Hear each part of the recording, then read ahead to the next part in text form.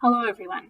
My name is Samantha El-Azem, and I'm the Director of Children's Ministry for St. Bernard, Christ King, and St. Pius X parishes. And I am so excited to be joining you for week 3 of our series on prayer called Spiritual Communion. So far, we've talked about why and how to make a spiritual communion.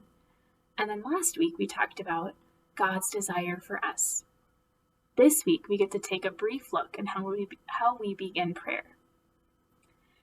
We begin by placing ourselves in the presence of God, in a posture of adoration towards God. Now, to adore, the definition of it, means love and respect someone deeply, or to worship or venerate. I don't know about you, but that seems a little abstract for me.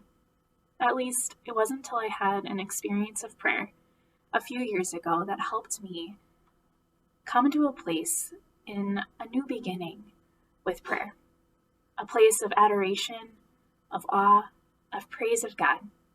And I want to share that with you in hopes that it'll help us really gather a concrete example of what adoration can look like in prayer.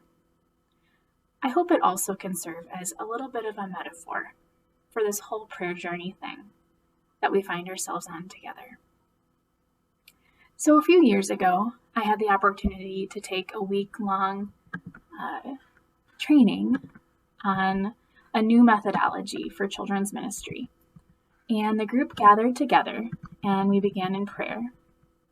The formation leader read from the beginning of the Bible, where it talks about how God created the universe, how he created the planets and the stars, our earth, light, darkness, water, land, animals, plants, and ultimately us. We had a brief discussion, and then the formation leader invited us to close our Bibles and get our coats on. We were bussed out to a nature center, and we were told that for the next 3 hours, we were going to spend some alone time with God. No Bibles, no rosaries, no prayer aids, just me, creation, and the Creator. At first, I felt pretty awkward and frustrated, kind of confused, and all of these thoughts started racing into my mind. Things I had to get done for work, for my kids, for my home. I felt really distracted.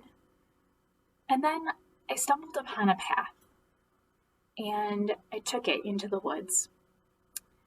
And I decided that it'd be a pretty good path to go down. Now, as time passed, those intruding thoughts started to drift away. I started to notice the things around me in deep ways. I felt the sun on my face with its warmth. I noticed the patterns in the leaves and the flowers. I heard the gentle buzz of bees and other insects and smelled earthy dirt beneath my feet. And as I allowed myself to observe and notice these elements of creation, I started to feel at peace. So I kept walking, enjoying the silence, enjoying the peace, enjoying the beauty. Then, all of a sudden, the path ended, and it was a cliff. I was a bit taken aback, and I was almost shocked out of this state of enjoyment, of contemplation, of observation. But before me was this beautiful valley and a lake, which the sun was rising overhead, and it was beautiful. I cannot even tell you what my heart did in that moment. It was like it surged into this overwhelming joy, and it kind of just like leapt out of my chest and was moved to this deep wonder and adoration of God. Not for what he could do for me, or what he could do for my family, but just for who he is, or in his beauty, in his goodness, and in his truth. In the midst of this, I felt so small and humble and loved. I felt like I could rest in the arms of the Creator and trust in his providence more deeply. I felt just like a child. And Jesus said, let the children come to me. I wonder if he meant literal children, or if he meant something else.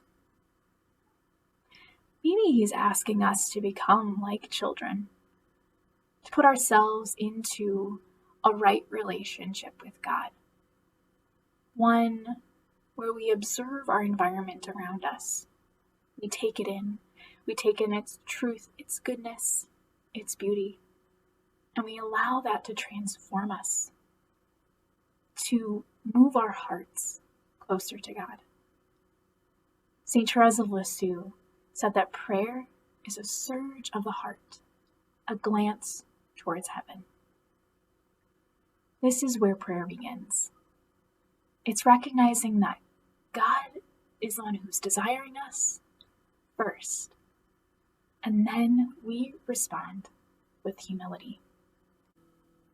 What could be more beautiful than that? So this week, take some time to practice this attitude or this posture in prayer, because it is the beginning of our next couple of weeks. Practice adoration. Maybe it's being in nature for a little bit and challenging yourself to observe the sights, the sounds, the smells, the feels of what's around you. Or maybe for some of us, it's making time every day for silence. It's when we place ourselves in this place. It's when we echo, or when we can echo, the heart of Psalm 145.